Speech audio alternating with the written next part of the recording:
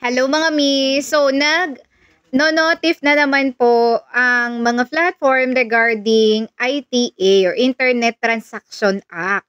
So eto mga momshies, ini-inform lang po yung mga sellers na mag-upload ng kanilang mga additional documents. So lahat ba ng seller ay kailangan ng additional documents? Pero bago pala yun, ano yung nire-require na documents ng ITA? Ito po yung COR, Certificate of Registration, DTI, yung DTI certificate po natin for business name, and then ID.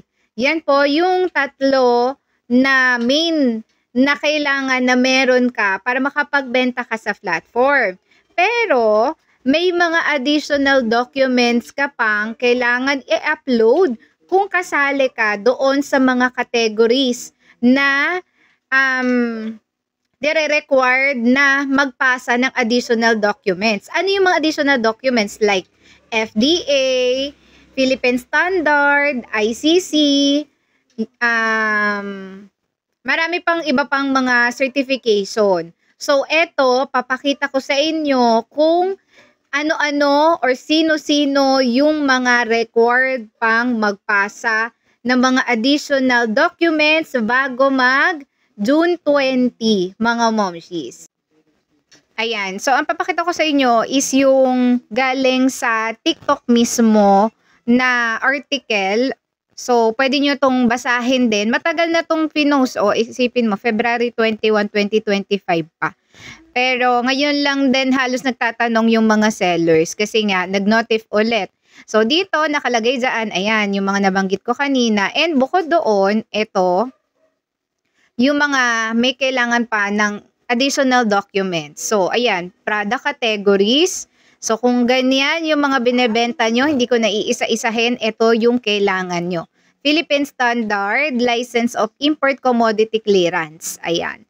Then, kung ganito naman yung mga products nyo, ito naman yung kailangan. Food and Drug Administration Certificate of Product Registration or Cosmetic Product Notification. Yan. Tingnan nyo kung kasali dyan sa category na yan yung mga products nyo. Next. Ito pa. Ang kailangan naman nito is National Meat Inspection Services Certificate. Ayan. Kung yan ang mga binibenta nyo. Next. Ito pa. Di ko na iisa-isahin. Kailangan naman yan ay NTC permit or National Telecommunication Commission permit. Then, ito, Fertilizer and Pesticides Authority Certificate of Product Registration. Then, ito naman, same din halos. Then, ito, tingnan nyo kung kasali dyan yung inyong mga products sa categories na yan. Optical Media Board License, ayan. Tapos, pag pet treats, ayan. Bureau of Animal Industry or Certificate of Feed. Yan. So, yun lang yung may mga kailangan mag-upload ng additional documents. Pero, kung wala kayo dito sa mga list na to, katulad na lang nung damit, hindi nyo kailangan pang mag-upload ng additional documents. Pwera na lang kung branded yung binibenta nyong damit. Siyempre, pag branded yung binibenta nyong damit, sapatos, ayan, or accessories, kailangan nyo pong mag-upload ng authorization, brand authorization. Ayun yung kailangan yung i-upload. Kasi nga, branded products yung binibenta nyo. Kung wala kayong ma-upload na ganon, hindi kayo makakapagbenta kasi iniisip ni platform na peke yung binibenta mo. Ayan, sana mas naging malinaw sa inyo kung ano ito kasi ang dami nagtatanong sa akin. Saan daw ba kukuha ng ITA? Uy, hindi ITA yung kinukuha natin. Tawag lang po yun.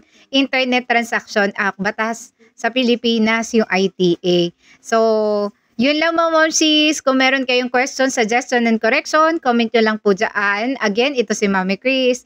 Pero kung gusto nyo nga palang makita yung complete list o kaya yung link na pinakita ko sa inyo kanina, nandoon yun sa loob ng ating group. Join lang po kayo doon and see you there mga momshies. Again, si Mami Chris.